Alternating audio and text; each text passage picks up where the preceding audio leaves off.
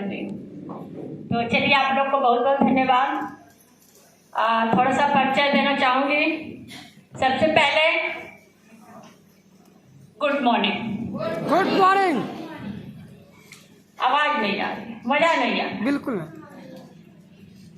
Again reaction good morning. Reaction good morning. अब जोश आया, क्योंकि अगर तालमेल मिलता रहे ना तो मुझे भी बात करने में अच्छा लगे, हमें भी थोड़ा एनर्जी मिलता रहेगा।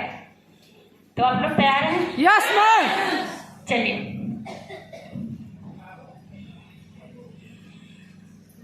मैं थोड़ा स्लाइड का सहारा लूँगी। उस तरह भी मुझे कोई दिक्कत नहीं है, लेकिन थोड़ा आप लोग को मज़ा आएगा। तो यहाँ पे ऊपर सर का नाम लिखा हुआ है, उनका क्वालिफिकेशन है। और मैं नीलम मौर्य। नीलम मौर्य, मैं आजमगढ़ से बिलोंग करती हूँ, यानी कि आजमगढ़ मेरा ससुराल है और मायका मेरा बलिया जिला है। एक जिले के बाद तीसरे जिले में शादी हो गई।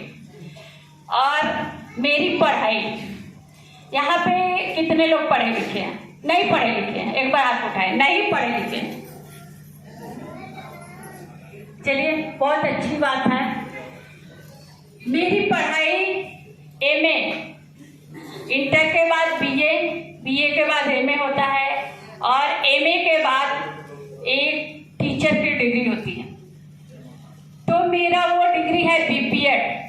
बीपीएड का मतलब कि जो बच्चों को खेल के बारे में लोग पढ़ाते हैं, मैंने वो डिग्री लिया है। क्लियर हो रही है बात? तो मेरी एजुकेशन जो है मैं बीपीएड मेरठ यूनिवर्सिटी से, मैंने दिल्ली से पढ़ाई की। सपना था टीचर बनने का, सपना था टीचर बनने का, इसलिए मैंने पढ़ाई की। ये मेरे सास ससुर हैं। मैं चाहूँगी एक बार व्यवस्था होनी चाहिए।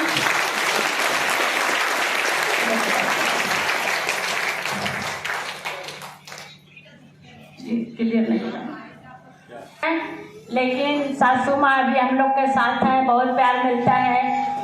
शायद उन्हीं के आशीर्वाद से मैं इतना आगे बढ़ गई।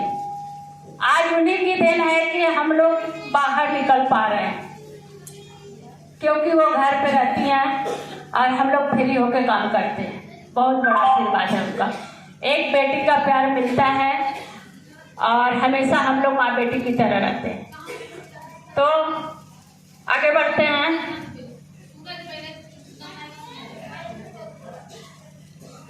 यहाँ पे जितने भी लोग आए हैं, जितने भी लोग यहाँ पे आए हैं, नए हैं या पुराने हैं, सभी लोग दो ही चीज को लेकर आए।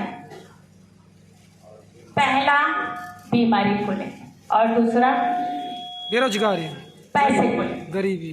कितने लोग बीमारी से रिएक्शन में आए हैं? एक बार हाथ खड़ा करें।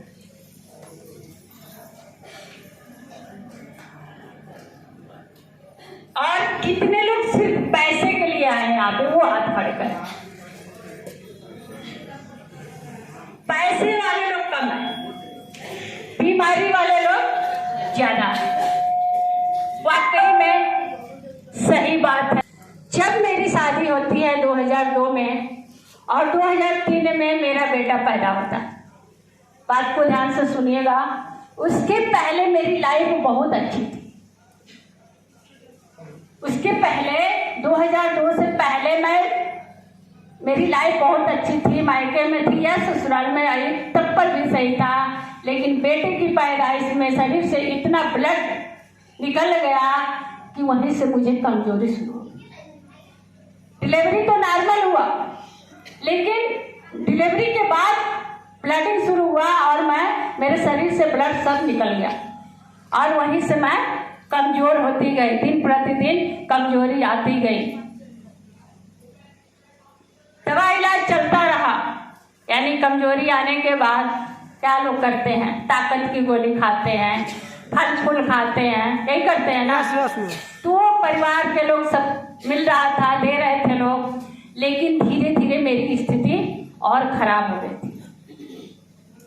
जैसे जैसे दिन बीत रहा था मेरी स्थिति और खराब होती गई और कुछ दिन के बाद मुझे सांस फूलने की दिक्कत हो गई, यानी कि दमा की शिकायत हो गई। जब भी मैं चलती थी तो सांस फूलने लगती थी, या काम करती थी या धुआं गर्दा लगता था तब पर भी सांस फूलने लगता था। सो नहीं पाती थी, चल नहीं पाती थी, नींद नहीं आती थी, हमेशा शरीर में बेचैनी रहता था। उसका इलाज चल रहा था, सब कुछ ठीक ठाक परिवार में चल रहा था, लेकिन दवा के इलाज के साथ साथ धीरे धीरे और दिन बीतता गया और कुछ दिन बाद पता चला कि मुझे टीबी भी हो गया। सोचिए, दवा चल रहा था तो बीमारी कम होनी चाहिए ना, लेकिन दवा के साइड इफेक्ट से मुझे टीबी भी हो गया और सांस फूलने की दवा खाते खाते फिर टीबी की भी दवा शुरू हो गई। और मैं बताऊं आप लोग को कि टीबी की दवा इतनी गर्म होती है ना कि सुबह सुबह खाली पेट डॉक्टर बोले थे कि 9 महीने का कोर्स होता है। डॉक्टर बोले थे 9 महीने का कोर्स होता है और 9 महीने आपको लगातार सुबह सुबह टीबी की दवा खानी पड़ेगी। जब मैं सुबह टीबी की दवा खा लेती थी ना तो मेरा दिन भर शरीर जो है चक्कर देता था। सोचिए, एक तो मैं कमजोर थी, ऊपर से दवा खाने के बाद चक्कर देता था, मैं दिन भर सोई रहती थी, शरीर अपने बस में नहीं रहता था। अब दोनों बीमारी का इलाज चल रहा था, उसी बीच मुझे भगवान ने दूसरा बेटा भी दे दिया 2006 में। 25 दिसंबर 2006 में भगवान ने मुझे दूसरा गिफ्ट भी दे दिया। भगवान का दिया हुआ हर गिफ्ट मंजूर होता है और बच्चे जो है भगवान के ही रूप होते हैं। 2007 की फोटो, 2007 की फोटो, जब मुझे टीबी का शिकायत हो गया और उसका इलाज मैं अपने ही आजमगढ़ से करवा रही थी। उसके बाद मैं लखनऊ गई, कानपुर गई, जैसे जैसे लोग बताते गए वैसे वैसे हमारे हस्बैंड लेके गए, लेकिन हर जगह से हम लोग हार गए। हर जगह जाने के बाद डॉक्टर यही बोलते थे कि अब बहुत लेट हो चुका है, अब इनका कोई इलाज नहीं है। सोचिए, सब कुछ होते हुए भी हम लोग अपने तरफ से कोई कसर नहीं छोड़ा। जो जहाँ बताता था वहाँ जाते थे। बच्चे छोटे छोटे थे, मम्मी के पास छोड़ के जाते थे। लेकिन लास्ट में जब हम लोग BHU गए, बनारस BHU, हमारे आजमगढ़ के जीएनपुर मार्केट के MBBS डॉक्टर जो कि हमारे पर्सनल डॉक्टर रहा करते थे, जब भी मुझे दिक्कत पड़ती थी तो हम वहाँ जाके एडमिट हो जाते थे। यानी कि जैसे ही मौसम चेंज होता था, अभी आपका ये मौसम चेंज हुआ है ना क्या? Yes. अभी 8 दिन पहले बहुत ठंडी पड़ रही थी, अभी गर्मी लग रहा है। Yes ma'am. तो इस समय मेरा फिक्स था कि कब मुझे 10 दिन के लिए एडमिट करना पड़ जाए। वो एडवांस में पैसा रखना पड़ता था, रखा रहता था 10-20 हज़ार रुपया कि कब ये हाथ पाँव फैला देगी, कब इसको हॉस्पिटल लेके भागना पड़ेगा। और उधर फिर जैसे ही अक्टूबर नवंबर जब धीरे धीरे ठंडी स्टार्ट होती थी तो ये मेरा 2 बार साल में फिक्स था कि मुझे एडमिट होना ही होना है। तो इस तरह हमारी जीवन चल रहा था। जब हम जीएनपुर के डॉक्टर के यहाँ गए तो यही बोले कि अब इनको BHU ले जाइए, अब वहीं से कुछ होगा। जब BHU हम गए तो हमारे हस्बैंड से डॉक्टर साहब की बातचीत हो रही थी। ये इंग्लिश में बात कर रहे थे। तो मैं इंग्लिश मीडियम से तो नहीं पढ़ी हूँ, लेकिन हिंदी मीडियम से पढ़ी हूँ। लेकिन इतना बातचीत करने में क्लियर हो रहा था कि वो क्या कह रहे हैं। वो जो भी बातें किए हमको समझ में आ गया।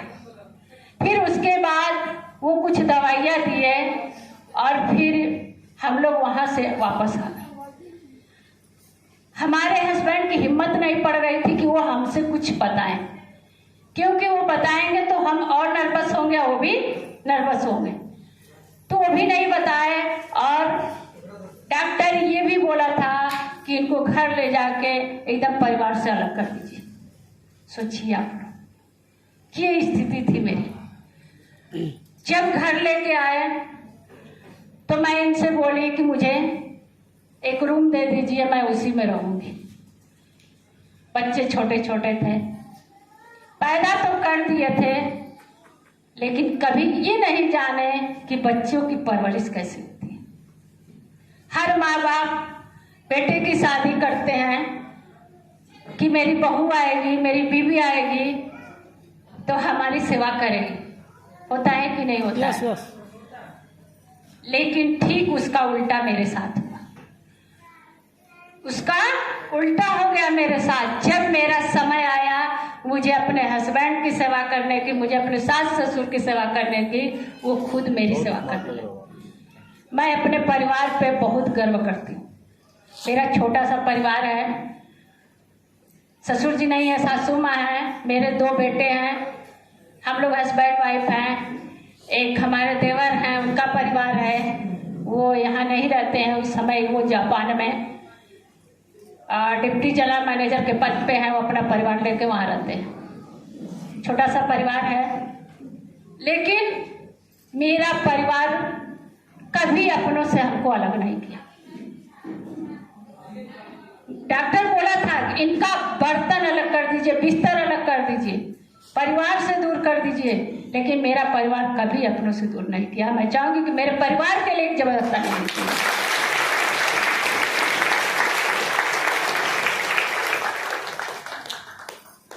मैं उस समय मुझे याद है कि मैं 10-10 गोली कैप्सूल जो है, टैबलेट कैप्सूल जो लाल पीली हरी नीली जो आपके मेडिकल स्टोर पे दवाइयाँ मिलती है ना, वो मैं ले रही थी। और उसके साथ साथ सुबह शाम इंजेक्शन, उसके बाद भाप देना, सब कुछ मेरा चल रहा था, लेकिन बीमारी कम होने का नाम ही नहीं ले रही थी। मैं रात दिन, मैं आप लोग को बताऊं कि मैं अपने जिंदगी में सोना भूल गई थी कि सोया भी जाता है।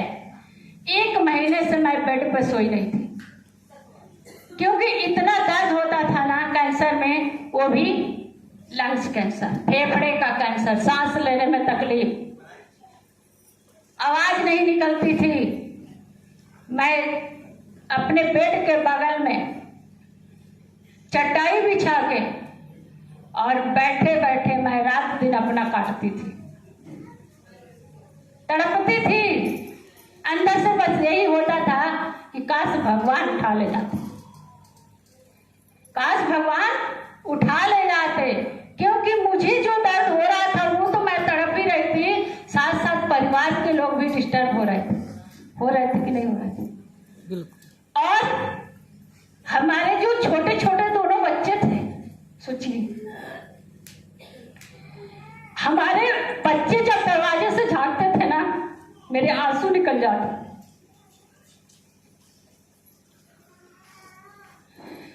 मैं वो दिन याद करती हूँ ना, मेरे खून के आंसू निकलते हैं,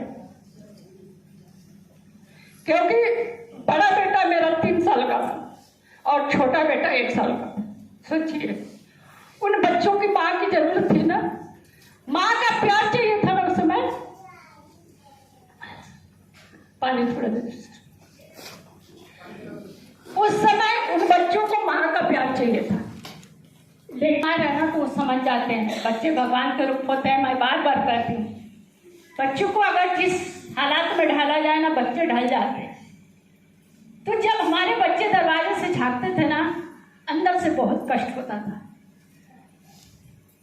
मैं अंदर अंदर घुटती थी, लेकिन हिम्मत नहीं पड़ता था कि मैं बच्चों को बुला के अपने गले लगा लूं, क्योंकि अंदर से डर था कि शायद मैं आज बच्चों को प्यार दूंगी तो मैं तो अपनी जिंदगी से हारी गई हूँ, बच्चों को भी दिक्कत होगी, तो कम से कम बच्चे तो रहेंगे ना। ये मेरी स्थिति थी। और उस समय का फोटो आप लोग को दिखाना चाहूंगी। देखिए, ये तस्वीर थी, इसमें मैं इस समय 28 साल की थी और 27 किलो वजन था। सोचिए, जितना उम्र उतना वजन, क्या कंडीशन रहा होगा। चेहरा काला हो गया था, एकदम हड्डी बची थी मेरे शरीर। मतलब कि मैं खुद अपना काम नहीं कर पा रही थी। बस डॉक्टर बोले थे 6 महीने की मेहमान है। सोचिए आप लोग महिला हैं या जितने भी इस हाल में भाई लोग बैठे हैं, उन लोग के घर में भी परिवार होगा। आप लोग को पता होगा कि अगर जिस घर में जो जिम्मेदार महिला होती हैं, अगर उसकी कोई दिक्कत हो जाती है तो पूरा परिवार अस्त व्यस्त हो जाता है। हो जाता है कि नहीं हो जाता? क्योंकि महिलाओं के ऊपर बहुत जिम्मेदारी होती है। महिलाएं दिन भर भी चलती रहती हैं, फिर भी काम खत्म नहीं होता है। रात दिन एक काम खत्म करके अगर हम लोग सोने भी जाते हैं ना, तो दिमाग में रहता है कि सुबह उठने के बाद क्या करना है। रहता है कि नहीं रहता? तो सारा जिम्मेदारी महिलाओं के ऊपर होता है। और एक महिला जो है, जिम्मेदार महिला, अगर दिक्कत में आ जाती है तो हस्बैंड अलग परेशान होते हैं, बच्चे अलग परेशान होते हैं कि नहीं होते? रोटियां नहीं मिल पाती है, सब कुछ दिक्कत होता है ना। तो ये सारा चीजें हमारे परिवार में चल रहा था। सासू माँ हमारी 2 बच्चों को पाल रही थी और साथ साथ खाना भी बना रही।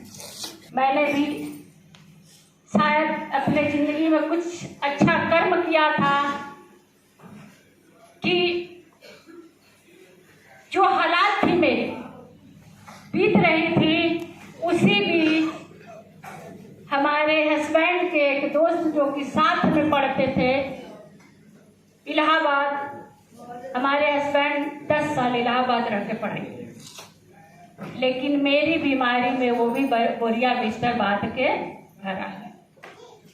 माँ बाप भेजते हैं अपने लड़कों को बाहर कि मेरा बेटा बाहर जाएगा, पढ़ाई करेगा, कल के दिन एक बड़े पोस्ट पे जाएगा, इसलिए भेजते हैं ना। लेकिन वो भी नहीं हो पाया। मेरी बीमारी में वो भी सब कुछ छोड़ के घर आ गए। बहुत दिक्कत थी उस समय। लेकिन जब इनके दोस्त को मेरे बारे में पता चला, उनका पहले से ही आना जाना था मेरे घर में, तो वो भी कुछ ही दिन से इस प्लेटफॉर्म को जानते थे। DXL प्लेटफॉर्म, मैं चाहूंगी कि उसके लिए जबरदस्त है।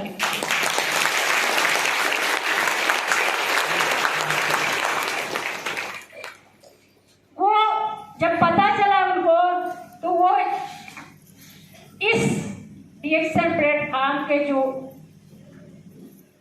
गैनोडर्मा जड़ी बूटी का राजा, किंग ऑफ हर्ब, जो हमारे जिंदगी के लिए एक संजीवनी बूटी बन के